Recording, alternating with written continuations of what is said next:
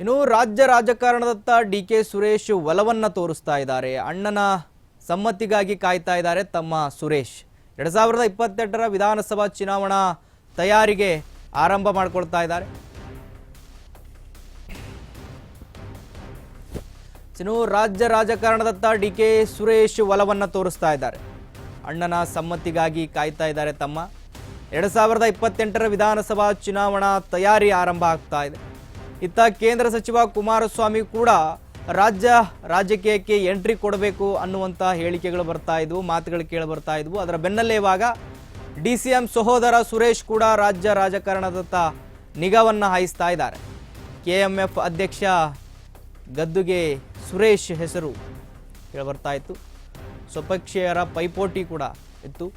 ಸದ್ಯ ಸೈಲೆಂಟ್ ಆಗಿರುವ ಸುರೇಶ್ ಅಣ್ಣ DKC ಅನುಮತಿಗಾಗಿ ವೇಟ್ ಮಾಡ್ತಾ ಇದ್ದಾರೆ ಸುರೇಶ್ ಅವರು. ನೋಡಿ, ಇದು ಏನು MP ಸೋಲನ್ನು ಅನುಭವಿಸಿದ್ರು CN ಮಂಜುನಾಥ್ ಅವರ ವಿರುದ್ಧ.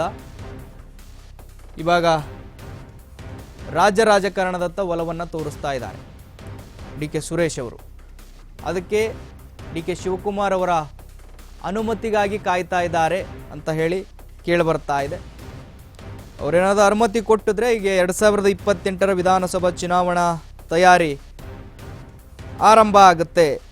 ಆರಂಭ ಆಗಿದೆ, ಬಟ್ ಅವರ ಒಂದು ಅನುಮತಿಗೋಸ್ಕರ ಕಾಯ್ತಾ ಇರಬಹುದು ಅನ್ನುವಂಥ ಮಾಹಿತಿಗಳು ಸಿಗ್ತಾ ಇದ್ದಾವೆ. ಇತ್ತ ಕೇಂದ್ರ ಸಚಿವ ಕುಮಾರಸ್ವಾಮಿ ಕೂಡ ರಾಜ್ಯ ರಾಜಕಾರಣದತ್ತ ಎಂಟ್ರಿ ಕೊಡ್ತೀನಿ ಅಂತ ಹೇಳಿ ಮಾತುಗಳು ಕೇಳಿ ಬರ್ತಾ ಇರತಕ್ಕಂಥದ್ದು. ಅದರ ಬೆನ್ನಲ್ಲೇ ಇವಾಗ ಡಿ.ಕೆ. ಸುರೇಶ್ ಕೂಡ ಕರ್ನಾಟಕದ ರಾಜಕೀಯಕ್ಕೆ ಇಳಿಯುವ ಎಲ್ಲ ಸಾಧ್ಯತೆಗಳು ಇವೆ ಅನ್ನುವಂತಹ ಮಾತುಗಳು ಕೇಳಿ ಬರ್ತಾ ಇದ್ದಾವೆ.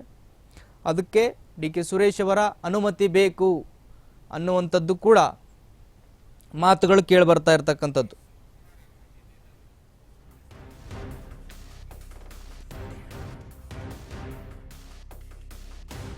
ಎಸ್, ಡಿ.ಕೆ. ಸುರೇಶ್ ಅವರ ಅನುಮತಿ ಕೇಳ್ತಾ ಇರತಕ್ಕಂಥದ್ದು.